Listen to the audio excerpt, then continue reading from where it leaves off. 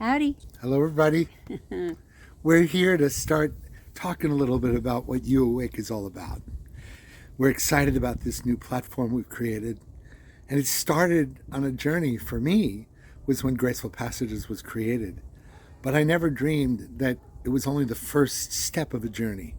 I always thought that if we cleared our grief, somehow it would magically then appear to joy and gratitude. I didn't know that there were other steps involved. So that's why Hope and I came up with the You Awake platform.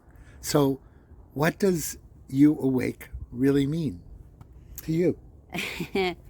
Well, I think that we've all been through, in the last several years, quite a lot of activity and heartbreak and definitely surprises, to put it mildly.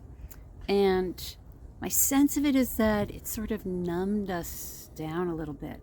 There's just too much coming at us too fast. And what's really great about humanity is that we are adaptive. But when things come really fast, one after the other, we sort of need some extra tools to be able to adapt more quickly and easily, so we don't just become numbed out robots. So we want, all of us, ourselves included, we want to feel much more alive again. We want to be really engaged with life in a positive way. There's still so much positivity in this world. So we've come up with a series of steps, a series of practices that seem to be kind of a magic potion for helping to bring people back into being awake and alive and enjoy. Yeah, I think that's true. And for me, I'm in awe of what happens to the body on every level when we get overloaded with too much information. And I think that what happens to most human beings is that there's a self-healing mechanism that shuts us down in order to protect ourselves. Survive, right? yeah. And Peter Russell just wrote a book recently, the wonderful meditation teacher. I think it's called Forgiving Humanity. And his premise is that our biological, emotional, spiritual systems were not wired to be able to adapt to this speed of change, and especially with the overwhelm with technology and AI.